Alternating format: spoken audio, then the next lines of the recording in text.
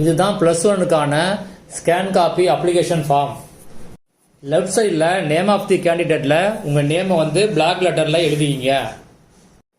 Right சைடில் உங்கள் exam role நம்பரை ஃபில்அப் பண்ணிவிடுங்க. நீங்கள் எந்த சப்ஜெக்ட்டுக்கு ஸ்கேன் காப்பி அப்ளை பண்ண போகிறீங்களோ அந்த பாக்ஸை மட்டும் டிக் பண்ணிவிடுங்க. கீழே டோட்டல் அமௌண்ட் போட்டுருங்க. எத்தனை சப்ஜெக்ட்டுக்கு அப்ளை பண்ண போகிறீங்களோ அத்தனை சப்ஜெக்டோடைய டோட்டல் அமௌண்ட்டை போட்டுருங்க. கீழே total number of subjects applied for scan copy இந்த பாக்ஸில் வந்து எத்தனை சப்ஜெக்ட்டுக்கு அப்ளை பண்ண போகிறீங்களோ அத்தனை சப்ஜெக்ட் நம்பர் போட்டுருங்க. அடுத்தது இன்ஸ்ட்ரக்ஷன் கொடுத்துருக்காங்க. அதில் முதல் பாயிண்ட் என்ன சொல்லியிருக்காங்க அப்படின்னு பார்க்கலாம். முதல் பாயிண்டாக என்ன சொல்லியிருக்காங்க அப்படின்னா, ஸ்கேன் காப்பி யார் அப்ளை பண்ணாங்களோ அவங்க மட்டும்தான் ரீவேல்யூஷன் ரீடோட்டலிங் அப்ளை பண்ண முடியும் அப்படின்னு சொல்லியிருக்காங்க. அடுத்த பாயிண்ட் என்ன சொல்லியிருக்காங்க அப்படின்னா, எப்போ ஸ்கேன் காப்பியை டவுன்லோட் பண்ணுறது அப்படின்னு அனௌன்ஸ்மெண்ட் வரும் அந்த டைமில் உங்கள் ரோல் நம்பரையும் டேட் ஆஃப் பர்த்தையும் என்ட்ரு பண்ணி உங்கள் ஸ்கேன் காப்பியை டவுன்லோட் பண்ணிக்கலாம்.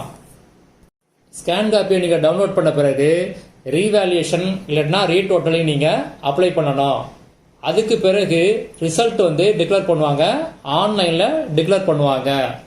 அதுக்கு பிறகு உங்களுக்கு புதுசாக ப்ரொவிஷனல் மார்க் ஷீட் அதாவது தற்காலிக மதிப்பெண் சான்றிதழ் இஷ்யூ பண்ணுவாங்க. கீழே ரைட் சைடில் உங்கள் சிக்னேச்சர் போடணும், இல்லாட்டினா உங்கள் பேரண்டோட சிக்னேச்சர் போடணும். லெஃப்ட் சைடில் எந்த இடம் எந்த டேட்டு அப்படின்னு போடணும். அடுத்தது நோட். அதில் என்ன சொல்லியிருக்காங்க அப்படின்னா, இந்த அப்ளிகேஷனை ஃபில்அப் பண்ண பிறகு நீங்கள் பேமெண்ட்டை வந்து கேஷாக தான் கட்டணும்.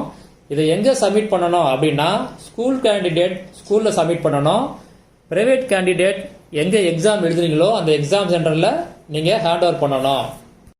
ஸ்கேன் காப்பியோட அப்ளை டேட்டு 20/5/2025 24/5/2025 வரை. இந்த அப்ளிகேஷன் ஃபார்மோட லிங்கை வீடியோ டிஸ்கிரிப்ஷனில் கொடுத்துருக்கேன். ஒரு தடவை செக் பண்ணி பார்த்துட்டு டவுன்லோட் பண்ணிக்கோங்க.